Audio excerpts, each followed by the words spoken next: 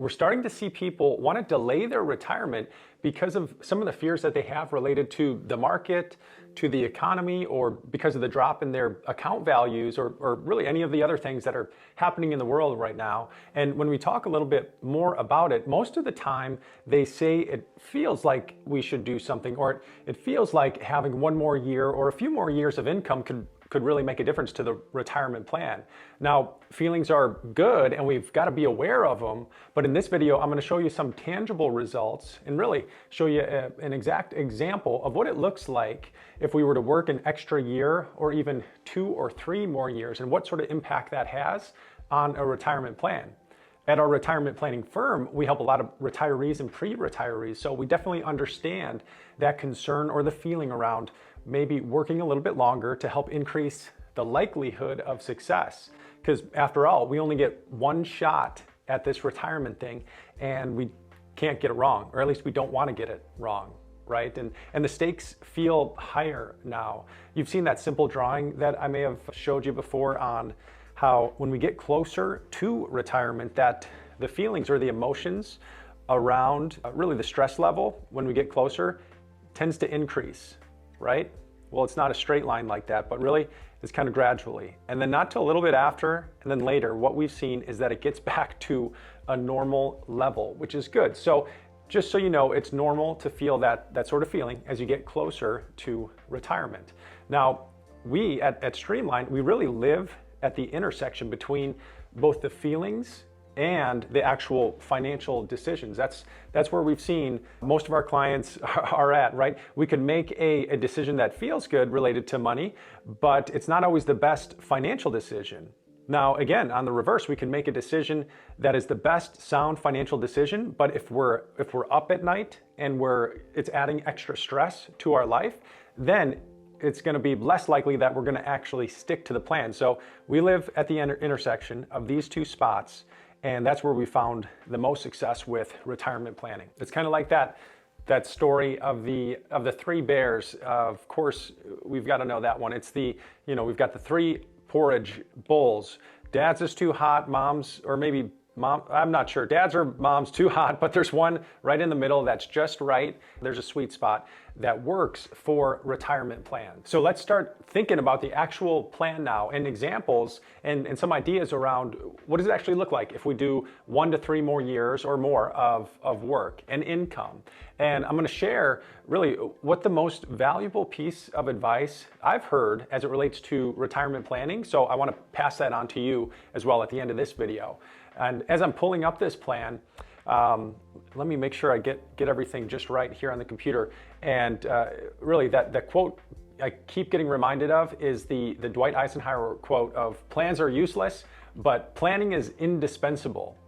But really, when you think about it, or Dave Zoller would say, plans are not useless. Plans are actually good, and planning is indispensable. And that's because a plan isn't useless because we need to start somewhere, right? We have to start with a draft 0, even if it's messy and not perfect. It's never going to be perfect, but we have to start the planning of process at some point. And then from there, we can continually tweak and adjust and make it better. So let's look at some of the assumptions now. And as I'm pulling this up and make sure it's good, this, just to give you an idea, this is not a typical client of ours, because most of the clients that come to Streamline, one of the main concerns is around optimizing tax planning and really paying the least amount of tax over their lifetime.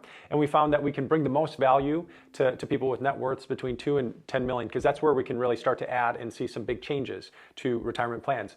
But this doesn't stop us from wanting to help everybody and hopefully make your retirement a little bit better. So let's look at some of the assumptions here. We're going to have a couple who's both 62 and they want to retire next year. They need $4,000 a month, and that $4,000 a month will increase at 3% every year. At full retirement age, or at 67, 5 years from now, they're going to be receiving $2,900 a month, and then they've got about $500K saved, a joint account, 401K, and a Roth. So now we'll pull this up in actual visual form. And remember, don't apply this to yourself. This isn't advice. It's really just showing you an example of how working longer could impact your retirement. So here is the plan. And as you can see, Each one of these blue bars here is a year, and it shows their investable assets for each one of these years. And we can kind of see it start to draw down a little bit before Social Security starts, as they're pulling from their investments and they're not working. But because their expenses are reasonable and Social Security is starting in a few years, things look pretty okay. And again, this is a sample plan. Don't apply this to yourself because this isn't advice, but it's just showing an example of how working longer can impact retirement. So for this made-up couple, if they worked for one more year, this is what it would look like. And it looks this way because you can see they're delaying withdrawals from their retirement accounts one more year, and they're earning an income, which you can see that green bar start to get added to the plan. And it actually makes quite a significant impact on the end value of the plan here. And we've got them living until 85. Again, this is just a made up example for this couple, but let's see one more year working, and you can kind of see the income or green bar go up a little bit more, and then they withdraw a few years before Social Security starts and things look even better. But now there's a very important question that we have to ask ourselves, and that is it worth working a few more years to get that sort of result in your retirement plan? Of the time that this guy or this couple has left on earth, let's say they live till 85, financially they'd be fine.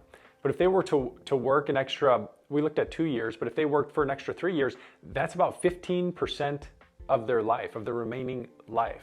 Now, if he loves to work, then that's great. By all means, keep going.